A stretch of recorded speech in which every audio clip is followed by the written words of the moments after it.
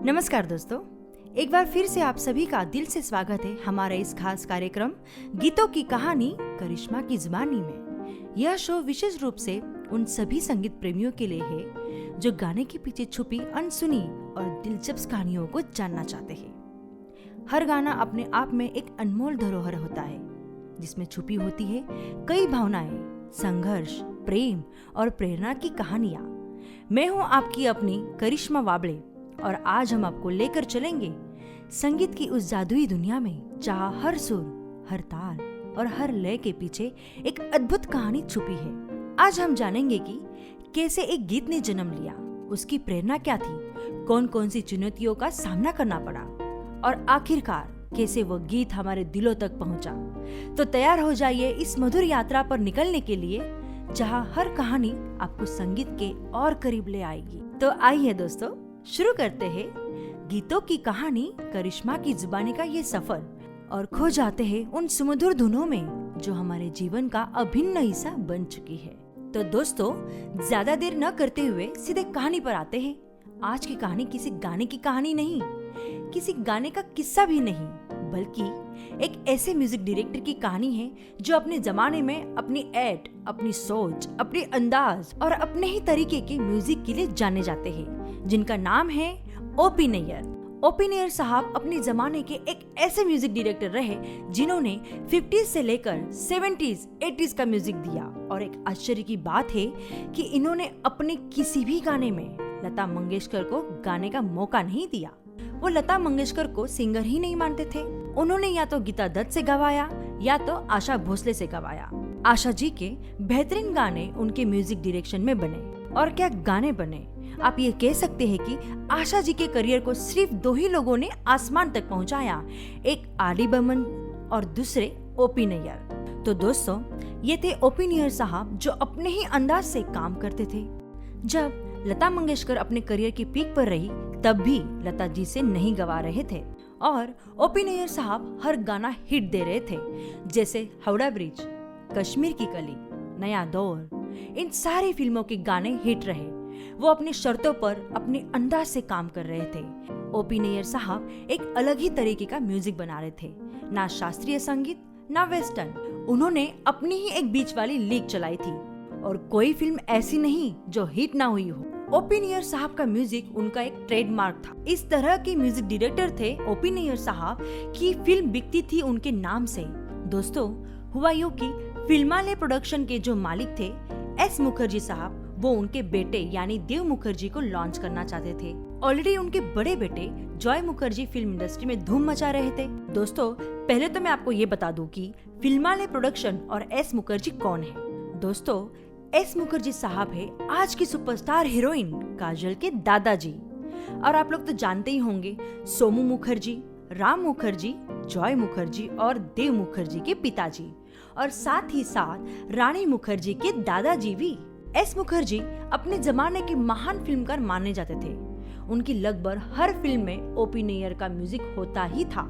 खैर दोस्तों, इसकी कहानी मैं आपको फिर कभी सुनाऊंगी, तो चलिए कहानी को आगे बढ़ाते हैं। तो फिल्म का नाम था संबंध, जिसमें वो अपने बेटे देव मुखर्जी को लेना चाहते थे और ओपी नैयर को म्यूजिक का जिम्मा सौंपा दिया गया। और दोस्तों, मैं आप सभी को एक और खास बात बता दूं, उस जमाने में ओपी नैयर साहब ने इस फिल्म के म्यूजिक के लिए 3 लाख रुपए लिए थे और उनको पहली पेशगी 15,000 रुपए दी गई थी। और ओपी नैयर साहब ने गाना बनाना शुरू किया। एक दिन हुआ यूं कि एस मुखर्जी साहब पहुंच गए ओपी नैयर साहब के सेटिंग रूम में और उन्होंने कहा कि नैयर साहब, मेरी बात का बुरा मत मानिएगा, पर मैंने कल एक गाना सुना। कवि प्रदीप जी, जो एक स्वतंत्रता सेनानी और देशभक्ति गीत लिखने वाले, ये गाना उनका लिखा हुआ था। क्या गाना लिखा, अद्भुत गाना। मेरे बेटे की लॉन्चिंग फिल्म में नंबरिंग में मैं ये गाना देना चाहता हूँ। ओपी नैयर साहब बोले, कोई प्रॉब्लम नहीं, लिरिक्स राइटर आपकी मर्जी का होगा, आप उनसे कहिए ये गाना लिख कर ले आइए, हम गाना बना देते हैं। फिर ओपी नैयर साहब को लगा कि एस मुखर्जी साहब के दिल में और कोई बात है, तो उन्होंने कहा कि कुछ और बात है तो बता दीजिए। फिर एस मुखर्जी साहब ने कहा कि प्रदीप जी ने मुझे ये गाना गाकर सुनाया है, धुन में सुनाया है, मैं चाहता हूँ कि ये गाना उसी धुन में बने। क्योंकि मुझे नहीं लगता कि इस गाने के लिए इससे बेहतर धुन हो सकती है।